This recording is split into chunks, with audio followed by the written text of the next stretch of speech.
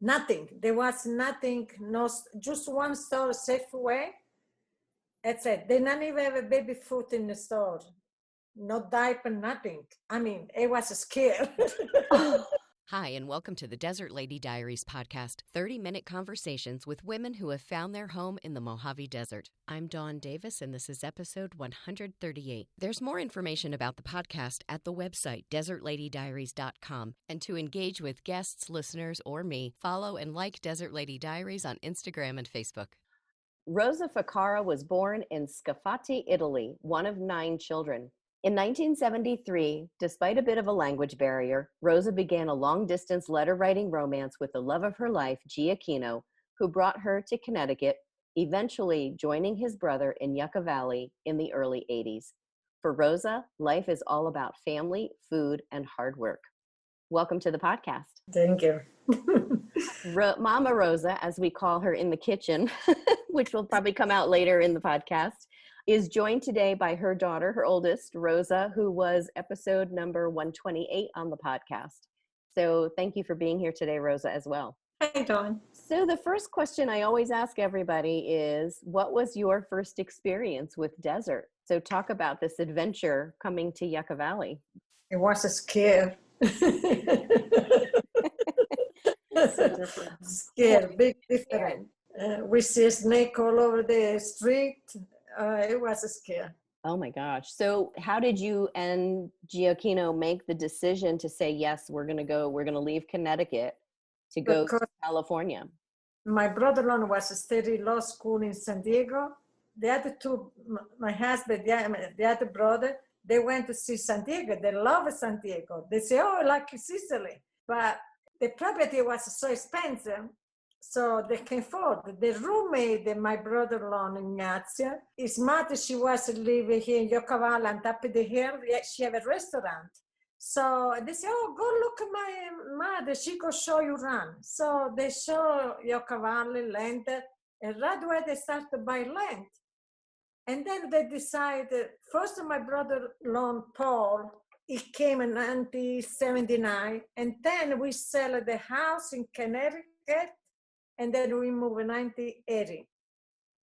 What was this place like in 1980? Nothing. There was nothing, no, just one store, Safeway. That's it. They not even have a baby food in the store. No diaper, nothing. I mean, it was scary. Now I know why you said you were scared. They don't even... My sister-in-law, when she was talking to me in Connecticut, she said, oh, it's so beautiful, because I never been, and my husband came, oh, it's so beautiful, it's nice, this and that, for not making me scared. When I came, I said, oh my God. Well, and how different was it for you, even from coming from Italy? It was big difference, yes. Yeah. How long do you think it took you to begin to love it? Maybe a couple of years, because then I started having kids. I have my mother-in-law, because I don't have no family. Just, my husband, my mother-in-law, and we was live all the time together. And then we was watch all my children, One Life to Live. That's why I learned to speak English. That's amazing. I grew up on Young and the Restless. That was our soap. So let's wind back a little bit to this introduction to this man that you never met. You're living in Italy. You'd grown up. Your dad died early, and yes, you and 2 of your sisters were taken to a convent to be raised because your mom, 9 kids. Yes. What was that experience like for you? It was sad. It was sad because my mother, she could come every week to see us, I see all the other family, they come and see the kids. It was different. It was sad. So at 17, you went back to your family. What, your other sisters also after you? Oh, they left a long time before me. They went home. Because the nun, she liked me, so she moved from one place to the other one. She take with me. It was a little bit far away where my mother was.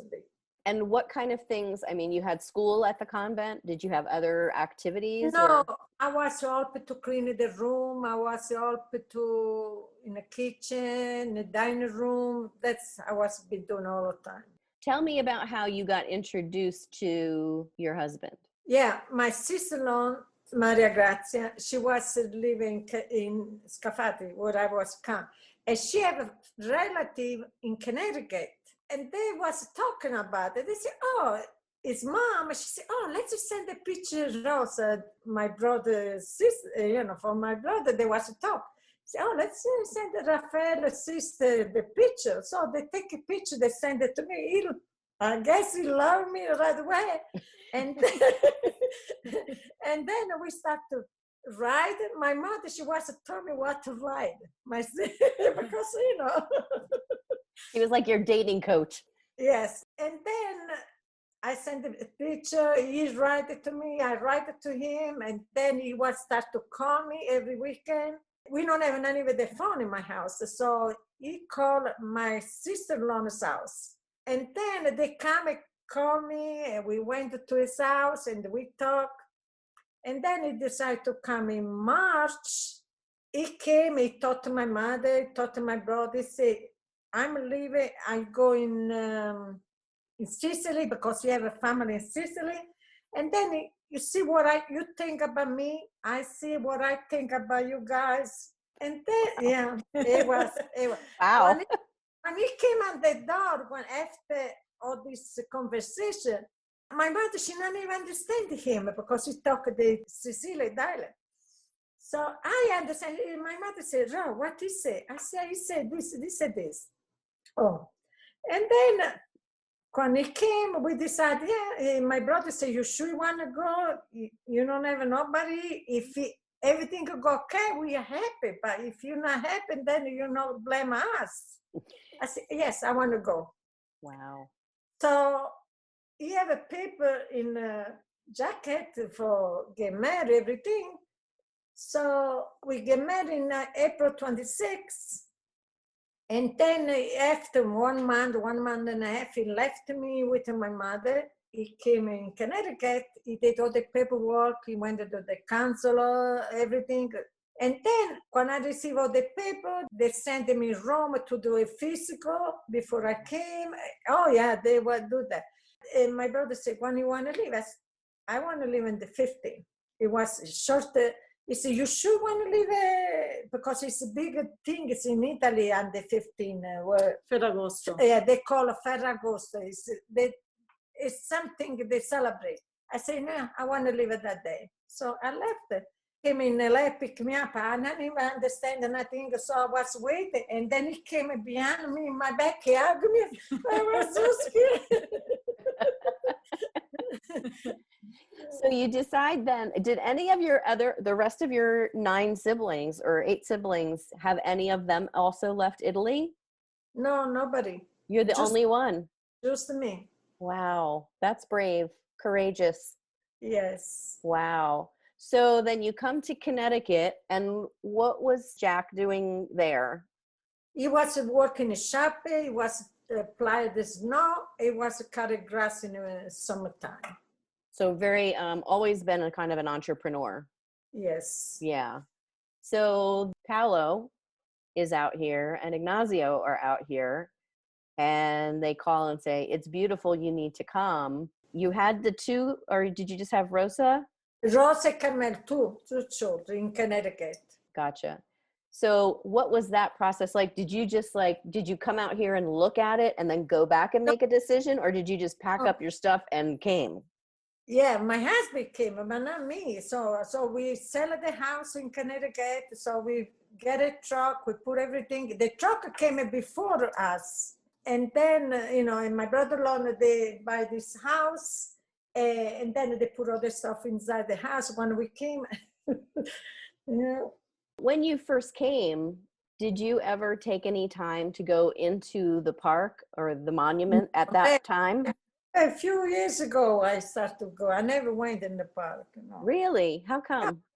Then we started working, and then, Then when the family from Italy, they came, we bring it to the park, we bring, but long time. Do you get in there much now, or just when people come to visit? No, before we with Rosa, now all this stuff, but once well. Yeah. And have any of your relatives from Italy come to visit you here in the desert? Yes, 6 years ago, my brother-in-law and my sister and my nephew, they came. And what did they think of it? They said they love it. I don't know. Yeah, now there is more stuff than when I came, But because we don't stay here in Yucca Valley all the time. We take a Disneyland, we went to Las Vegas, we went to Palm Springs, we sure run. That's fun. So now that you've been here pretty much all your life, what are some things that I know you were scared when you first got here, but what are some things that you started to enjoy about the desert at that time? Once those couple of years. It's a nice piece, nice. The weather's nice. Yeah. I like plan so much stuff. You do plan stuff. Connecticut was cold, you can do too much in winter time. Well, and you have chickens. Oh, yes. Tell us about the chickens. When did you get the chickens? When my husband was alive, we did a long time, yeah. I wanted, he got it. I said, okay, we do it. How many do you have? 10. 10. And what do they eat? Because when we've worked together, you're always saving for the chicken. So what are some of the things that the desert chickens eat? Yeah, no, I buy the food now. Rosa, if she ever leftover, she bring it to me. And do you use the eggs from the chickens? I make a cookie egg. Usually more I give to Rosa. Rosa, she love it. I love it. They're so good. Yeah. The way you and I met is that we were in the kitchen together with Rosa and her catering business with Mary Lee. Tell me about cooking and how did you just start cooking because you had to as a wife? No, cook all my life. With when the kids was here, we was cooking with my mother-in-law all the time. I enjoy it. What are some of your favorite dishes to make? I make a gnocchi. Mm. Yeah. I make a sauce. I make a squash, Sicilian squash. Yeah, they call it cucuzza in Italy. We say squash because of America, but right. Cucuzza. I have my plant outside. I was going to say, you have a garden. Yes. How do you keep all the rabbits out of it? Oh my gosh. I have it all over. Do you have it wrapped up in like chicken wire and stuff? Yeah. Yes. Oh, okay. Yeah. What was it like the first time that you saw maybe a lizard, or did you have any snake issues like when you first got here? Oh yeah. Yeah, lots of snake. That's why I said to you, even one time we have a big apricot tree, you remember?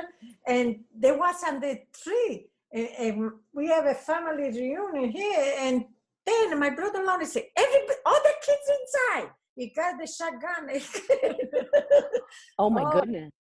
Even the other day, 2 weeks ago, I have a snake. I did a video. Oh my God, I was talking to somebody on the phone, and that's a big, long snake. I said, oh my God, there's a snake. So I pick it up on my phone. I had to go outside because I can't do the video from inside. I went outside. Oh my God, it was long. That was a rosy boa. Yes. It was beautiful. It was okay. I told her that's not dangerous. Yeah. It'll be okay. And then I called my neighbor, everybody came, and then it disappeared. They do that. That was my first experience here in the desert with a snake. I was just here maybe about, 3 months, and I was sitting on my couch, and underneath my front door, I have a gap like maybe about that big. Well, I'm reading on the couch, and all of a sudden, out of the corner of my eye, from under the couch, here comes this, and it was a rosy boa. I didn't know that, So my first thought was, oh my gosh, I got to call somebody because it went under my TV. And then I said, if it goes back and gets behind the fridge, I can't manage this. So I started to call somebody, and I thought, you know what? You can't do that. It's here. You're here. You got to figure out what to do with this. And I remembered meeting a woman up at the Copper Mountain Mesa Community Center who said, a broom is your best tool in the desert. So I went and got the broom, and then I was talking to it, and I'm like, I'm really glad you came to visit me today, but you and I both know you don't belong in here. So let's move it along. And I literally like opened the door as if I needed to open the door, because obviously he got in without the door open, but I was just not thinking straight. I was just like, this has to go. Yeah. Yeah. And then since then, I've only had a couple of lizards, no more snakes. One time I have one in the house. I was going to bed. It was 9:30. I saw something on the ground. I almost dropped with my hands. I said, where did I drop? And then I put the light on. It was a snake. It was run. And I say, I call 911. But the time they come, I don't know where to go. So I got that stand there with the longer handle. And with the broom, I put inside there. I opened the door. I throw outside. I mean, it gives a whole new meaning to snake in a can. You had snake in a bag. I don't know. Oh my goodness. So now you had 4 daughters. You have 4 daughters. 2 of them were born in Connecticut and came here, Rosa and Carmela. Okay. And then the other 2 were born here in the desert. Okay. Do all of them still live in the desert? No, one live in Sacramento, one in Blight, and one in Chino. Okay. And Rosa, you had left and came back, right? I did. I left right after high school, and then I came back 16 years ago. Mm-hmm. Do you see it seems like you see most of your family pretty often that's here, the girls. Yeah, I see a first time. Yeah, because you're actually pretty tech savvy with your Apple Watch and everything, right? Yeah, I see more the one in Chino. Sometimes I go babysit the baby. I go watch because she's working. She's at work patrol. So sometimes she need me, I go. How many grandchildren do you have? 5. And how do they come out here to the desert often? And what do they think about it? They're okay. It's just part of their lives now, right? They don't really, it's not different to them. Yes. Right. That's why they move in Sacramento. They move in Marietta, and then in Marietta, they move because they want better the Yucca Valley. There is not much to do. Gotcha. You're really proud of Rosa, I imagine. She's got her new Roadrunner Cafe getting ready to open. Are you going to be in the kitchen there as well? No, I can't. Well, I'll tell you, you outshine some of us younger ones in the kitchen, man. You are a hard worker. I will say that. Totally. And you make delicious food. I try. You're going to stay here in the desert till the end. Yes. Did you, when you were growing up, would you have ever imagined that you would be living in a place like this? No. Did you think you'd be in Italy the rest of your life? No. Oh, you knew you were going to go somewhere. Oh, yeah. I never expected to move someplace like this. No, yeah. Was it difficult when you first came here to like assimilate into the community? We know do too much because, like I say, I was with my mother-in-law. We was crochet. In winter time, we was do stuff all time together with my mother-in-law and my husband. Not quite desert isolation, but desert quiet and keep to yourselves. Yeah. Yeah. Raising kids and then I was a babysitter here. She helped raise my cousins too. She would babysit my cousins, so she was busy. Oh, yeah, exactly. Cooking and minding the kids. That's enough right there. Yeah. Well, I am very happy that you came on to talk to us today about your experiences coming all the way from Italy. That's a long way. Have you been? When's the last time you were in Italy? I went 7 years ago. Yeah, 7 years ago. No, I went with 2 years ago. I take my granddaughter because it was his birthday. I take over there.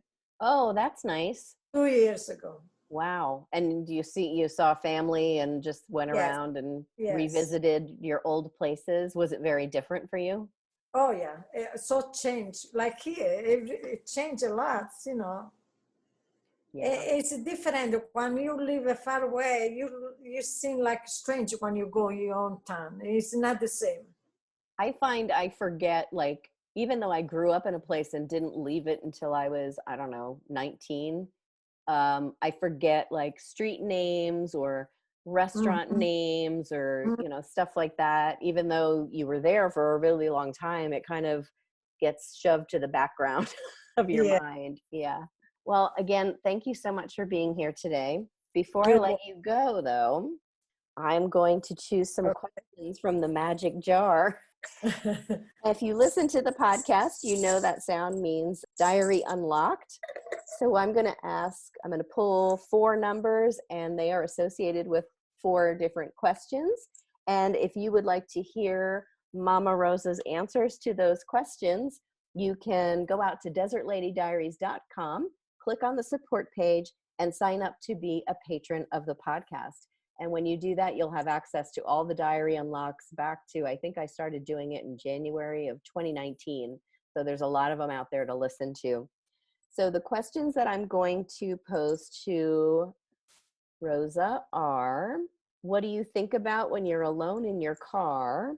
Who is one person that made a big impact in your life, and in what way? What keeps you up at night? And how do you cope with stress? So if you want to hear Mama Rosa's answers to those questions, go out to desertladydiaries.com, click on the support page, and become a patron. Thank you so much again for being here today. I really appreciate you taking the time. You're welcome.